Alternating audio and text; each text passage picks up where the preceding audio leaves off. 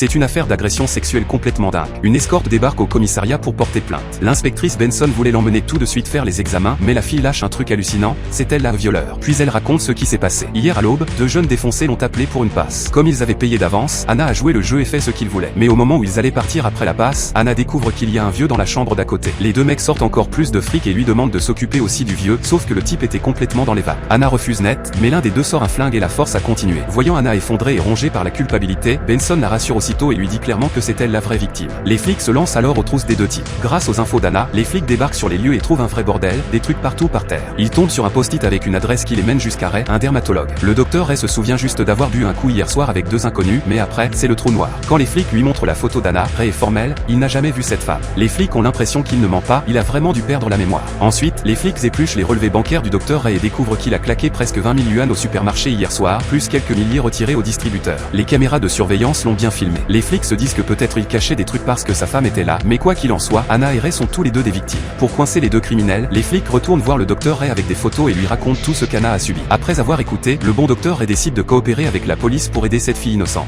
Ils vont ensuite au petit supermarché de la veille, regardent les vidéos de surveillance, et Ray finit par reconnaître les deux types qui étaient avec lui. Il se rappelle les avoir rencontrés dans un bar. Le patron du bar file vite fait les noms et adresses des deux gars, et les flics arrêtent les suspects Jack et William. Mais les deux nient avoir menacé Anna avec un flingue et retournent même la situation en prétendant que c'est Ray qui les a cherchés pour se payer une escorte. L'enquête bloque. Les flics ne trouvent pas le flingue, ne peuvent pas prouver ce que dit Anna, et commencent même à se demander si elle ment. Mais si c'était un mensonge, pourquoi elle serait venue au commissariat? Finalement, tout repose encore sur le docteur Ray. C'est seulement s'il retrouve la mémoire que la vérité éclatera. Les flics reviennent le voir pour qu'il identifie les suspects. Ray, qui a bon cœur, se laisse convaincre. Selon le plan des flics, il se fait équiper d'un micro et donne rendez-vous aux deux types au bar sous prétexte de s'excuser. Mais les mecs sont méfiants et ne disent pas un mot sur le flingue. Et là, la femme du docteur Ray débarque et ça part en vrille. Ray l'emmène à l'écart vite fait et lui avoue qu'il bosse en infiltré avec les flics. C'est seulement laquelle accepte de le croire et s'en va. Crise évitée, Ray revient vers les deux types et repose la question du flingue. Jack répond tranquille qu'il n'y a pas de souci, c'était juste un faux flingue. Cette phrase, c'est comme des aveux en direct. La seconde d'après, les flics débarquent dans le bar et les arrêtent de nouveau. Ensuite, le procureur les cuisine séparément. Il fait d'abord pression sur William pour qu'il balance Jack, en promettant de ne l'inculper que pour tentative de viol, 3 ans maximum. Puis il va voir Jack et lui dit que William l'a déjà donné et que s'il ne plaide pas coupable, il va prendre très lourd. Au final, les deux se balancent mutuellement, plaident tous les deux coupables et hop, même pas besoin de procès.